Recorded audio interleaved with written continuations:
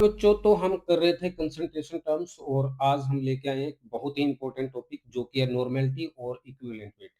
Equivalent weight जो है वो काफ़ी कंफ्यूजिंग सा लगता है बच्चों को, तो आज इसी प्रॉब्लम को सॉल्व करने के लिए हम ये वीडियो लेके आए हैं और आज हम कोशिश करेंगे कि इक्विवेलेंट वेट को हम काफ़ी ईज़ी वे में आपको समझा सकें और उसके बाद ताकि आपको कोई भी समस्या इसमें ना रहे। तो चलिए, आपका स्वागत है आपके अपने YouTube channel beyond the bones में और आगे बढ़ने से पहले हम थोड़ा-सा डिस्कस कर लेते हैं मेरे बारे में। तो मेरा नाम डॉक्टर गजी सिंह है और मैंने एमएससी केमिस्ट्री किया, उसके बाद पीएचडी की है और मैंने एज़ ए रिसर्च साइंटिस्ट भी काम किया है body loop labs private limited में और अभी मैं as a post doc researcher job कर रहा हूँ आईप्रेम फ्रांस में के अंदर और मैं एक पार्ट टाइम पैशनेट टीचर भी हूँ, इसलिए मैं आप लोगों के सामने हूँ ताकि हम केमिस्ट्री को थोड़ा यहाँ पे डिस्कस कर सकें। तो चलिए स्टार्ट करते हैं नॉर्मेलिटी से। तो नॉर्मेलिटी क्या है? देखिए, normality is the gram equivalents of solute dissolved पर लीटर ऑफ द सॉल्यूशन। यानी कि अगर आपके पास 1 लीटर सॉल्यूशन है, उस 1 लीटर सॉल्यूशन में सोल्यूट के कितने number of gram equivalents dissolved हैं या प्रेजेंट हैं, उसी को आप क्या बोलते हो? नॉर्मेलिटी बोलते हो। अब बात ये है कि ग्राम इक्विवेलेंट्स क्या है? तो ग्राम इक्विवेलेंट कुछ नहीं है, बहुत सिंपल है। जिस तरीके से देखिए आपको पता है कि मोल जो है, मोल किसके बराबर होता है? मोल बराबर होता है मास इन ग्राम, जो भी आपको मास दिया होता है ग्राम में, डिवाइडेड बाय मॉलिक्यूलर मास। तो ग्राम इक्विवेलेंट भी मोल की तरह ही है। तो ये किसके बराबर होता है? ग्राम इक्विवेलेंट्स बराबर होता है, जिसको हम लेट्स से एन जीई से रिप्रेजेंट कर देते हैं। तो ये किसके बराबर होगा? ये भी बराबर होगा मास इन ग्राम, कोई भी आपको मास दिया गया है ग्राम में, डिवाइडेड बाय आप क्या कर दोगे? इक्विवेलेंट मास कर दोगे। तो डिफरेंस क्या है? जब आप मोल्स निकालते हो तो मॉलिक्यूलर मास से डिवाइड करते हो, जब आप ग्राम इक्विवेलेंट निकालते हो तो आप इक्विवेलेंट मास से डिवाइड करते हो। अब ये इक्विवेलेंट मास क्या है, इसको भी हम समझेंगे, उससे पहले हम नॉर्मेलिटी की डेफिनेशन को कंप्लीट कर लेते हैं। तो यानी कि नॉर्मेलिटी जो है उसको हम कैपिटल एन से रिप्रेजेंट करते हैं, तो ये किसके बराबर होगी? ये बराबर होगी gram equivalents of solute, equivalents of solute divided by volume of solution in litre. यानी कि इसको हम लिख सकते हैं ग्राम इक्विवेलेंट को N GE divided by volume of solution in litre. अगर आपका सॉल्यूशन एमएल में है तो हम क्या करेंगे? हम 1000 से मल्टीप्लाई कर देंगे ताकि हम इसको एमएल में चेंज कर सकें। तो इसकी डेफिनेशन आ गई है और हमें यहाँ पे पता है कि ग्राम इक्विवेलेंट जो है वो किसके बराबर होता है? Mass in gram divided by equivalent mass के। तो क्या हम नॉर्मेलिटी को इस तरीके से लिख सकते हैं? मास ऑफ सोल्यूट इन ग्राम्स, जिसको हम डब्ल्यू से रिप्रेजेंट कर सकते हैं, divided by equivalent mass, equivalent mass को हम ईडब्ल्यू से रिप्रेजेंट कर सकते हैं, इनटू में वॉल्यूम ऑफ सॉल्यूशन, अगर ये एमएल में है, इनटू में 1000। तो अपने पास ये डेफिनेशन आ गई है। यानी कि क्या है ये है equal to mass of solute divided by equivalent mass of solute और इनटू में 1000 divided by volume of solution in ml. अब बात करते हैं कि इसकी यूनिट की। तो यूनिट क्या होता है? तो यूनिट देखिए, जो इक्विवेलेंट मास है या ग्राम इक्विवेलेंट्स है, ग्राम इक्विवेलेंट्स को हम सिंपली ग्राम इक्विवेलेंट से ही रिप्रेजेंट करते हैं। तो ये होगा gram equivalent divide by volume of solution को किसमें रिप्रेजेंट करते हैं? लीटर में। तो इसका यूनिट क्या बन जाएगा? ग्राम इक्विवेलेंट पर लीटर, या इसको हम सिंपली कैपिटल एन से रिप्रेजेंट करते हैं। तो चलिए देखते हैं कि इक्विवेलेंट मास क्या होता है। तो equivalent mass of an element is the mass of the element that combine with or displace 1.008 parts by mass of hydrogen, 8 parts mass of oxygen, 35.5 parts by mass of chlorine। कहने का मतलब कि किसी भी एलिमेंट का वो मास जो या तो रिएक्ट करता है या डिस्प्लेस करता है 1 ग्राम हाइड्रोजन को, 8 ग्राम ऑक्सीजन को, 35.5 ग्राम ऑफ क्लोरीन को। देखिए, किसी भी एलिमेंट की किसी दूसरे एलिमेंट के साथ कंबाइनिंग कैपेसिटी अलग-अलग होती है। यानी कि एक एलिमेंट किसी दूसरे एलिमेंट के साथ डिफरेंट मासेस में कंबाइन कर सकता है। तो कितना मास में कंबाइन कर रहा है वही हमें कौन बताता है? इक्विवेलेंट वेट या इक्विवेलेंट मास बताता है। तो हम ये भी बोल सकते हैं कि इक्विवेलेंट मास जो है वो क्या है? वो है how many grams of a substance, यानी कि हमें कितना सब्सटेंस चाहिएगा किसी दूसरे सब्सटेंस के एक फिक्स्ड मास के साथ कंबाइन करने के लिए। तो इसको हम कुछ एग्जांपल से समझते हैं। फॉर एग्जांपल अगर मैं बात करता हूँ H2O की, तो यहाँ पे देखिए H2O में क्या है, हाइड्रोजन का जो मास है वो 2 ग्राम है और ऑक्सीजन का जो मास है वो 16 ग्राम है। अब अगर हम हाइड्रोजन और ऑक्सीजन को ध्यान से देखें तो हाइड्रोजन के ऊपर 1 पॉजिटिव चार्ज होता है, ऑक्सीजन के ऊपर 2 नेगेटिव चार्ज होता है।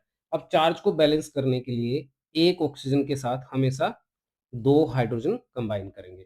तो हमें ये देखना है कि एक हाइड्रोजन के साथ कितना मास कंबाइन कर रहा है। तो यहाँ पे 2 हाइड्रोजन का मतलब है 2 ग्राम और ऑक्सीजन का मास है 16 ग्राम। तो 1 ग्राम हाइड्रोजन के साथ कितना ऑक्सीजन कंबाइन करेगा?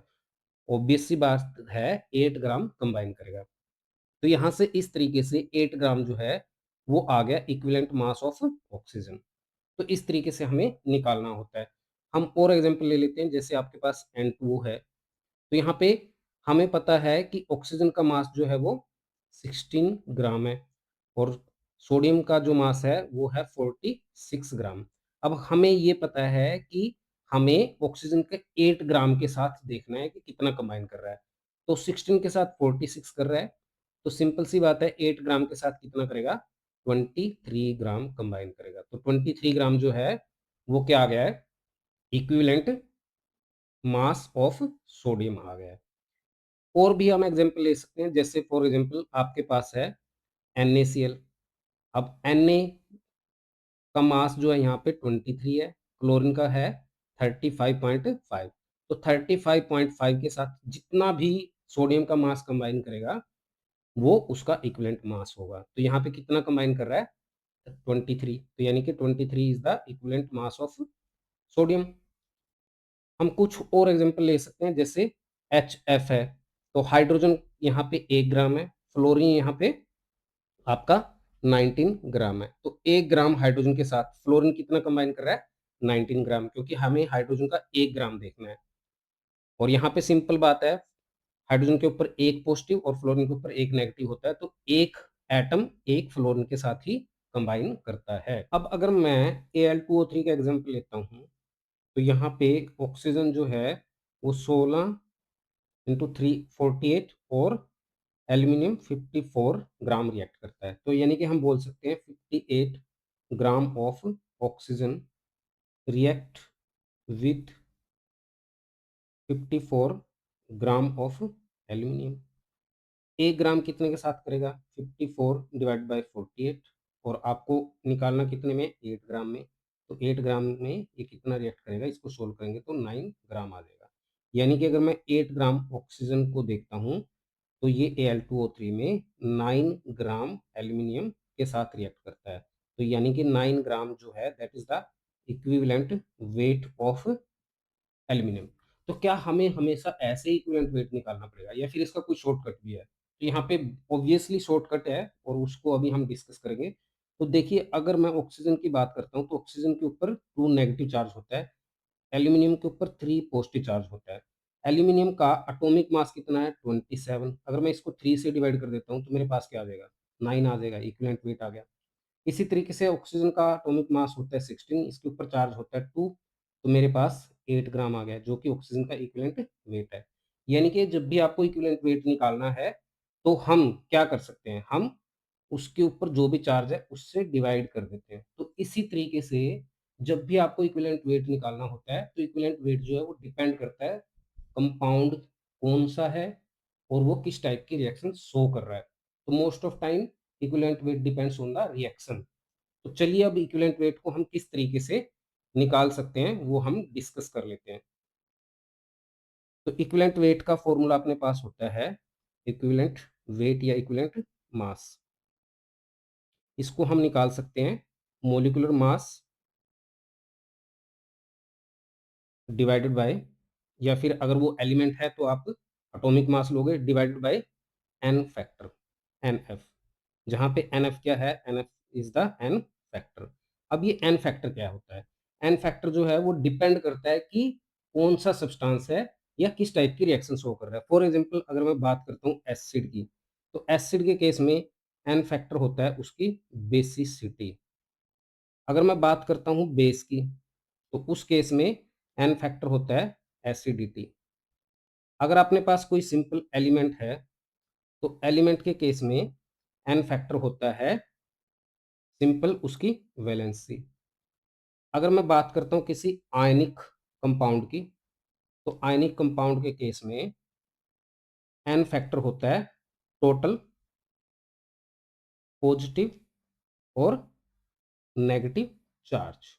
अब टोटल पॉजिटिव और नेगेटिव चार्ज का मतलब क्या है कि किसी भी कटायन के ऊपर कितना टोटल पॉजिटिव चार्ज है या अनायन के ऊपर कितना नेगेटिव चार्ज है। तो आपको एक टाइम पे सिर्फ एक ही काउंट करना है, आइदर पॉजिटिव आइदर नेगेटिव। फिर उसके बाद अगर आपके पास कोई रिडॉक्स रिएक्शन है, तो रिडॉक्स रिएक्शन के अंदर आपको एन फैक्टर निकालना होता है, तो हमें क्या देखना होता है? तो हमें देखना होता है number of electrons involved in the reaction.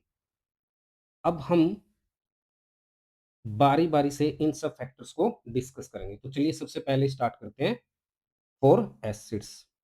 Acids के लिए इक्विवेलेंट मास। तो एसिड के लिए अभी हमने पढ़ा है इक्विवेलेंट मास जो है वो किसके बराबर होगा? उसके मोलिकुलर मास के डिवाइडेड बाय, एसिड के केस में एन फैक्टर क्या होता है? बेसिसिटी। तो हम किससे डिवाइड कर देंगे? बेसिसिटी से। अब बात करते हैं कि बेसिसिटी क्या होती है। तो basicity is the number of replaceable replaceable H positive ions. जो भी रिप्लेसेबल एच पॉजिटिव आयंस होते हैं, यानी कि कोई भी एसिड जितने एच पॉजिटिव आयन दे सकता है, वही उसकी बेसिसिटी है। फॉर एग्जाम्पल अगर मैं HCl की बात करता हूँ, तो HCl जो है जब इसको पानी में डिजोल्व करेंगे तो कैसे डिसोशिएट होगा? H पॉजिटिव में और Cl नेगेटिव में। यहाँ पे एक मोलिक्यूल HCl जो है वो एक मोलिक्यूल या एक आयन हमें H पॉजिटिव का देता है। तो एक आयन दे रहा है, इट मीन्स इसकी बेसिसिटी क्या है? 1 है। तो इसकी बेसिसिटी हमें पता चल गई 1।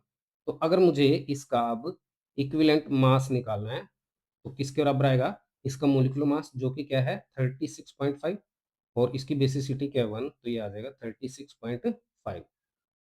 इसी तरीके से अगर मैं H2SO4 की बात करूं, तो H2SO4 देखिए कैसे डिसोशिएट होता है? 2H positive plus sulphate 2 negative ion.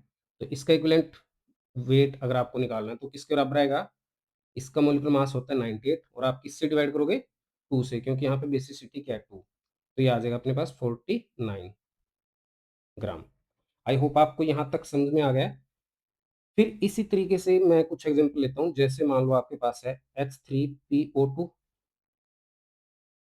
H3PO3, H3PO4।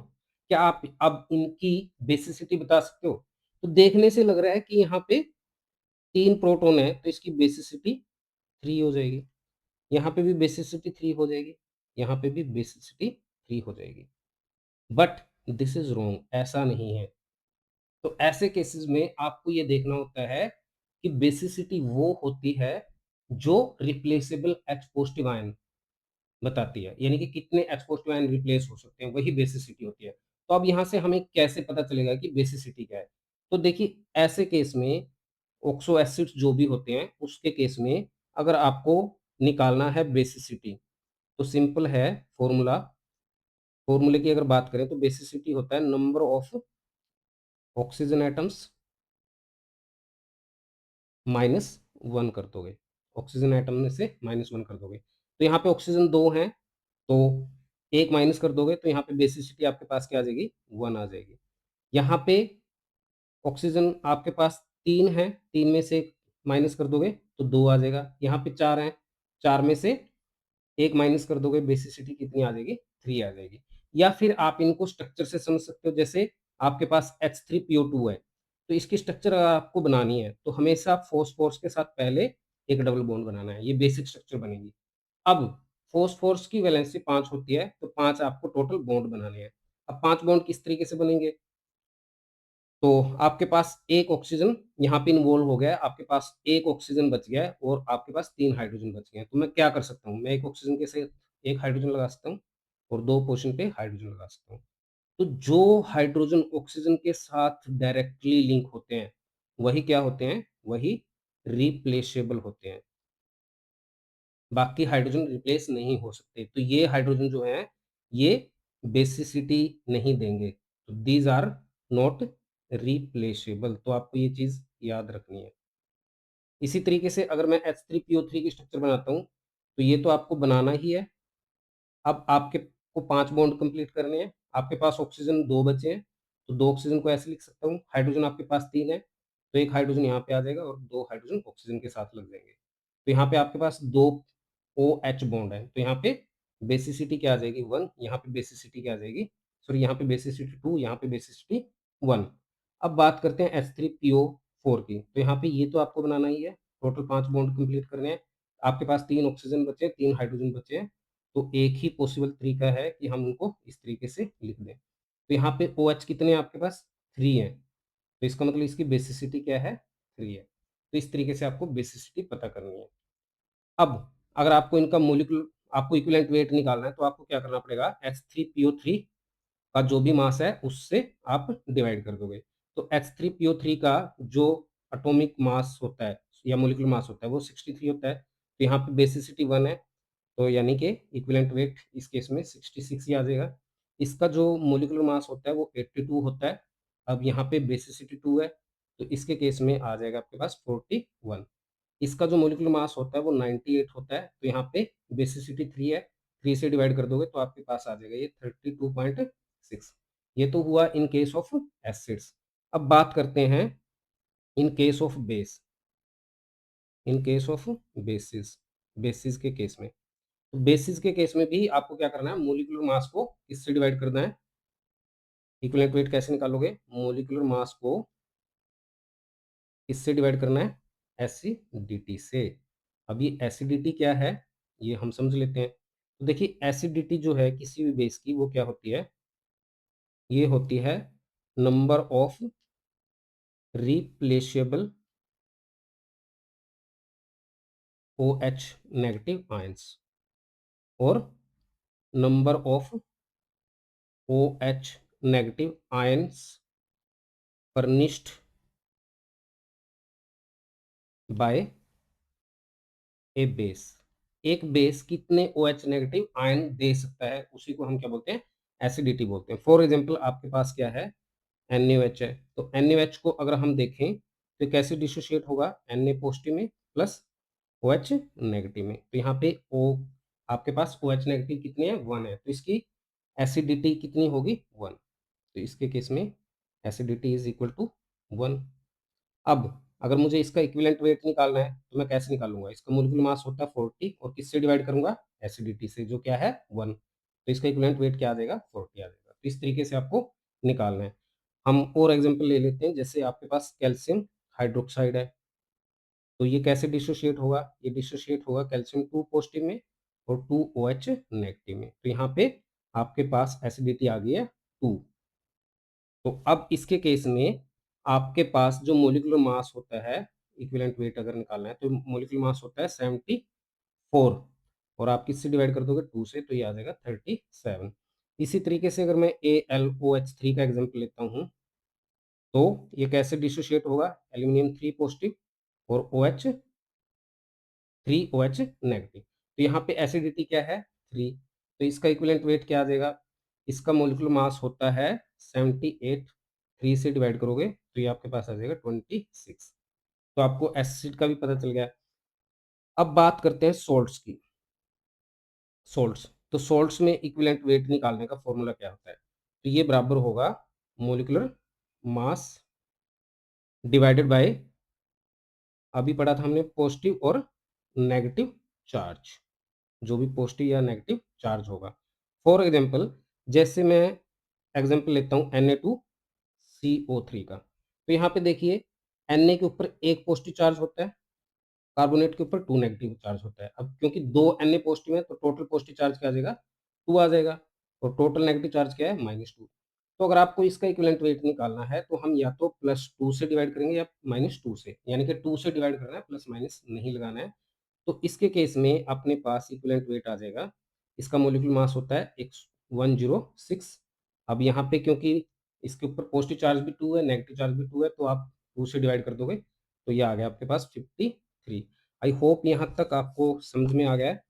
फिर उसके बाद एक और एग्जांपल देख लेते हैं इसी में, जैसे आपके पास है कैल्शियम कार्बोनेट।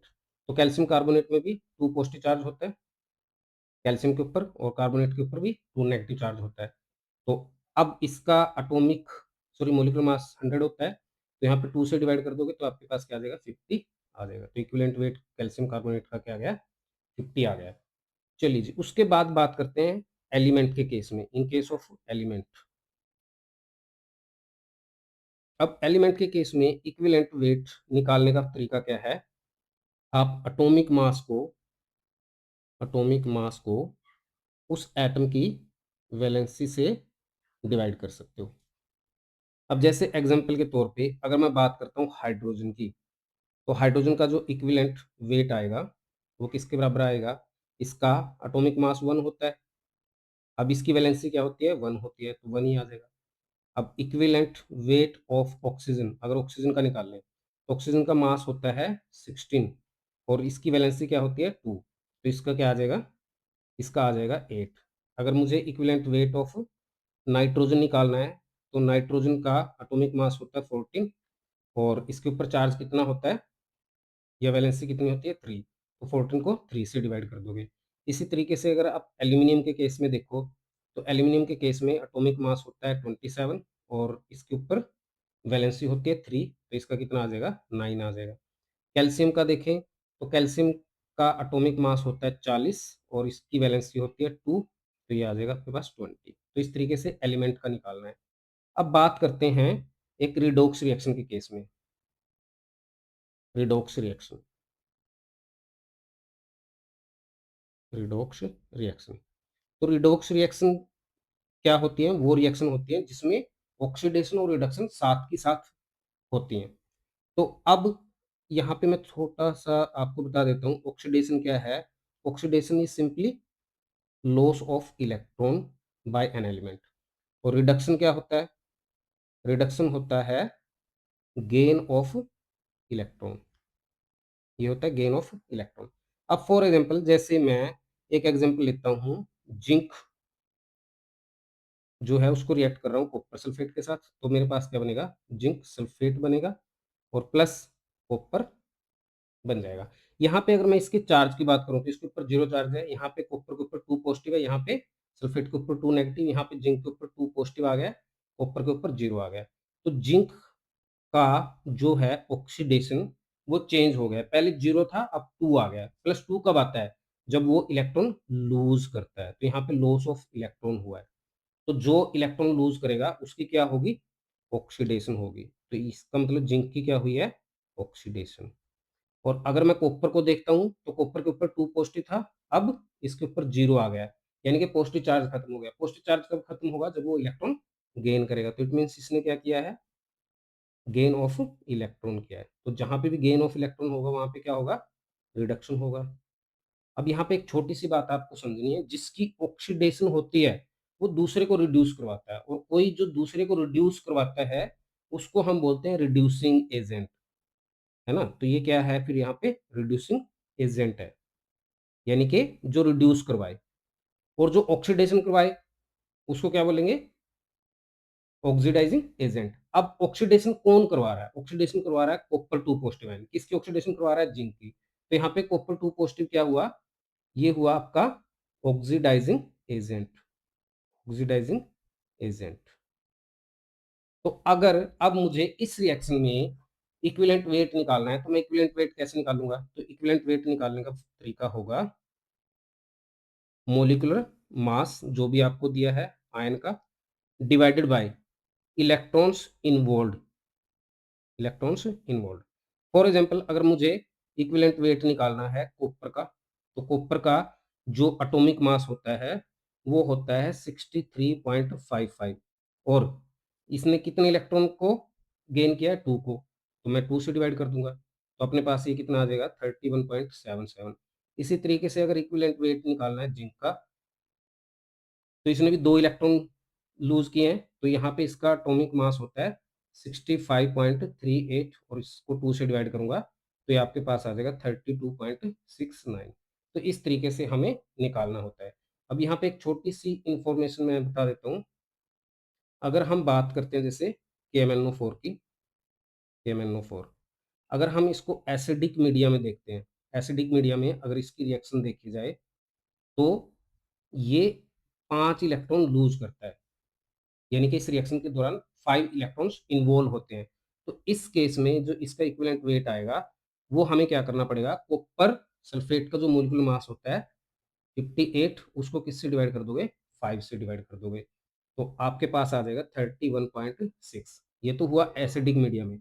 अगर हमें इसी को देखना है न्यूट्रल मीडिया में, न्यूट्रल मीडिया, तो न्यूट्रल मीडिया में क्या होगा? न्यूट्रल मीडिया में ये एक ही इलेक्ट्रॉन जो है इन्वॉल्व करता है रिएक्शन के दौरान। तो इसीलिए जो इसका इक्विवेलेंट वेट आएगा वो 158 डिवाइडेड बाय 1 यानी कि 158 आ जाएगा। अब अगर हम इसी को बेसिक मीडिया में देखें, तो बेसिक मीडिया में 3 इलेक्ट्रॉन्स जो हैं वो इन्वॉल्व होते हैं। तो बेसिक मीडिया में जो इक्विवेलेंट वेट आता है वो आता है 158 डिवाइडेड बाय 3 यानी कि ये अपने पास आ जाएगा 52.7। तो इस तरीके से आपको इक्विवेलेंट वेट निकालना है। आई होप आपको ये समझ में आया होगा। तो चलिए अब कुछ न्यूमेरिकल देखते हैं। तो पहले आपके पास न्यूमेरिकल है, calculate the molarity and normality of A solution containing 5 gram of NaOH in 450 ml of A solution. इस टाइप के न्यूमेरिकल करने के लिए सबसे पहले आपको ये देखना होता है कि आपको क्या इन्फॉर्मेशन दी गई है। तो हमें दिया क्या गया है? हमें दिया गया है मास ऑफ सोल्यूट, जो कि किससे रिप्रेजेंट करते हैं? WB से, और वो कितना है आपके पास? 5 ग्राम। और आपको क्या दिया है? दूसरा आपको दिया है वॉल्यूम ऑफ सॉल्यूशन, जो कि ml में है, जो है 450 ml। बस अब आपको मोलैरिटी का फॉर्मूला लगा देना है। तो मोलैरिटी का फॉर्मूला हमने क्या पढ़ा था? ये पढ़ा था मास of solute in gram divided by molecular mass of solute into में वॉल्यूम ऑफ सॉल्यूशन, अगर ये ml में है, और इनटू 1000। तो ये सिंपल सा फॉर्मूला था। अब वेट ऑफ सॉल्यूट आपके पास क्या है? 5। मोलिकुलर मास क्या होता है? NaOH का 40 होता है। वॉल्यूम ऑफ सॉल्यूशन कितना दे रखा है? 450 दे रखा है, और इनटू में आपके पास क्या कर दोगे? 1000 कर दोगे। तो जब इसको सोल्व करोगे आप, तो सोल्व करने के बाद ये आपके पास आ जाएगा 2.78 मोलर। तो आप इसको m से रिप्रेजेंट कर सकते हो। अब यहाँ पे एक इंटरेस्टिंग चीज हमें देखनी है। अगर मैं इसकी नॉर्मेलिटी निकालता हूँ, पहले इसको फुल निकालते हैं, फिर हम एक रिलेशन एस्टेब्लिश करेंगे मोलैरिटी और नॉर्मेलिटी के बीच में। तो अगर मुझे इसकी नॉर्मेलिटी निकालनी है, तो नॉर्मेलिटी के लिए भी मेरे पास फॉर्मूला क्या था? Wait of solute divided by equivalent weight of solute into में वॉल्यूम ऑफ सॉल्यूशन और इनटू 1000। अब मुझे इक्विवेलेंट वेट निकालना है किसका? NaOH का। अब हमें पता है NaOH एक बेस है, और बेस की एसिडिटी होती है, और इसकी एसिडिटी क्या है? 1 है, क्योंकि यहाँ पे एक ही OH जो है वो इन्वॉल्व है। तो ये आ जाएगा 40 डिवाइडेड बाय 1 यानी कि अपने पास क्या आ गया? 40। तो ये मेरे पास आ गया 5 डिवाइडेड बाय 40 इनटू में वॉल्यूम ऑफ सॉल्यूशन क्या है? 450, और इनटू में क्या कर दोगे? 1000 कर दोगे। तो इसको सोल्व करोगे तो 0.278 मोलर ही आ गया। तो चलिए एक और न्यूमेरिकल हम देख लेते हैं। आपके पास क्वेश्चन है 4.9 gram of H2SO4 is dissolved in 250 ml of aqueous solution. Find the molarity and normality। तो ये अपने पास क्वेश्चन है। तो देखिए आपको गिवन क्या है? आपको गिवन है मास ऑफ सोल्यूट, जो कि है 4.9 ग्राम, और आपको और क्या गिवन है? आपको वॉल्यूम ऑफ सॉल्यूशन गिवन है, वॉल्यूम ऑफ सॉल्यूशन जो कि आपके पास है 250 ml। आपको मोलिकुलर मास भी पता है सोल्यूट का, मोलिकुलर मास ऑफ सोल्यूट ये भी आपको पता है जो हमें चाहिए होता है, जो कि है 98 ग्राम पर मोल। तो चलिए अब न्यूमेरिकल सोल्व करते हैं। तो सबसे पहले हम निकाल लेते हैं मोलैरिटी। तो मोलैरिटी का फॉर्मूला क्या था अपने पास? Weight of solute divided by molecular weight of solute divide by volume of solution, अगर ml में है तो, और इनटू में 1000। ये अपने पास फॉर्मूला था। अब आपको वेट ऑफ सोल्यूट पता है जो कि है 4.9, आपको मोलिकुलर मास भी पता है 98, आपको वॉल्यूम भी पता है 250, और इनटू में क्या कर दोगे 1000 कर दोगे। जब इसको डिवाइड करेंगे तो 2 पे चला जाएगा और इसका पॉइंट का नीचे आ जाएगा 0। तो अब इसको डिवाइड करेंगे तो ये चला गया 2 जीरो से 2 जीरो, 25 को किया 10 से तो ये आ गया आपके पास 0.4, और 2 से डिवाइड करोगे तो आ गया आपके पास 0.2 मोलर। तो ये अपने पास मोलैरिटी आ गया। अब बात करते हैं नॉर्मेलिटी की। तो नॉर्मेलिटी देखिए, नॉर्मेलिटी का फॉर्मूला क्या था? Wait of solute divided by equivalent weight of solute into में 1000 divided by volume of solution in ml। अब सबसे पहले हमें इक्विवेलेंट वेट निकालना है। तो इक्विवेलेंट वेट जो है सोल्यूट का वो किसके बराबर आएगा? हमें पता है H2SO4 जो है वो एक एसिड है और वो 2H पॉजिटिव आयन फर्निश्ड कर सकता है, इसीलिए इसकी बेसिसिटी क्या होगी 2। इसका मोलिक्यूलर मास होता है 98, 2 से डिवाइड कर दोगे तो आ जाएगा 49, है ना। अब मैं यहाँ पे वैल्यूज रख देता हूँ। तो एटॉमिक मास है 0.9 डिवाइड बाय 49 डिवाइड बाय 250, और इनटू में मेरे पास क्या आ गया है? ये आ गया मेरे पास 1000। तो जब इसको सोल्व करूंगा मैं, तो सोल्व करने के बाद ये मेरे पास आ जाएगा 0.4 नॉर्मल। तो यहाँ से अगर हम ध्यान से देखें तो मोलैरिटी 0.2 है और नॉर्मेलिटी क्या है 0.4 है। तो डिफरेंस किस चीज का है? डिफरेंस है एन फैक्टर का। तो यहाँ से मैं एक रिलेशन बना सकता हूँ। रिलेशन क्या बन सकती है? नॉर्मेलिटी देखिए ज्यादा है किससे? मोलैरिटी से। और कितनी ज्यादा है? 2 टाइम्स ज्यादा है। 2 क्या है?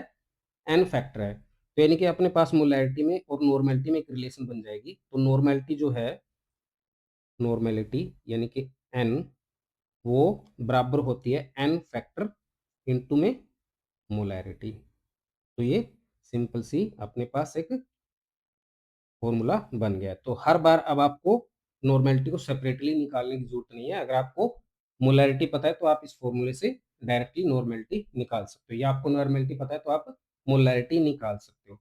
अब इसी तरीके से हम रिलेशन देख लेते हैं कि मोल्स में और ग्राम इक्विवेलेंट में क्या रिलेशन है। तो जैसे कि हमें पता है मोल्स जो है वो किसके बराबर होता है? Mass in gram divided by molecular mass. और ग्राम इक्विवेलेंट्स किसके बराबर होता है? ग्राम इक्विवेलेंट भी बराबर होता है mass in gram divide by equivalent mass. अब हमें ये देखना है कि इक्विवेलेंट मास में और मोलर मास में क्या रिलेशन है, ताकि हम मोल्स में और ग्राम इक्विवेलेंट में रिलेशन देख सकें। ये ऑलरेडी हम निकाल चुके हैं। हमें पता है इक्विवेलेंट वेट जो है वो बराबर होता है, इसको मैं EW से ही लिख देता हूँ सिंप्लिसिटी के लिए। इक्विवेलेंट वेट जो है वो बराबर होता है molecular weight divided by n factor, ये होता है। तो अगर मैं यहाँ पे मोलिकुलर मास की जगह क्या लिख दूं? Equivalent weight into n factor लिख दूं, तो मेरे पास मोल की नई डेफिनेशन आ जाएगी। तो मोल्स जो है वो किसके बराबर आ जाएगा? Mass in gram divided by molecular mass की जगह क्या लिख दूंगा मैं? एन फैक्टर को इधर ले आया तो मोलिकुलर मास बन जाएगा equivalent weight into n factor. अब ये चीज क्या है? ये क्या है? ये है ग्राम इक्विवेलेंट। तो ये मेरे पास आ गया gram equivalent divided by n factor. तो यानी कि अगर मुझे ग्राम इक्विवेलेंट निकालना है तो मैं क्या करूंगा? एन फैक्टर को किससे मल्टीप्लाई कर दूंगा? मोल्स से मल्टीप्लाई कर दूंगा। तो ये आपका दूसरा फॉर्मूला आ गया है जो कि बताता है ग्राम इक्विवेलेंट में और मोल्स में क्या रिलेशन है। आई होप आपको ये पसंद आया होगा और आपकी बहुत सारी डाउटें दूर हुई होंगी। फिर भी अगर आपको कोई प्रॉब्लम है, कोई डाउट है तो आप कमेंट सेक्शन में बता सकते हो और विदिन टाइम आपकी जो प्रॉब्लम है उसको सॉल्व किया जाएगा। तो आज के लिए इतना ही, थैंक यू।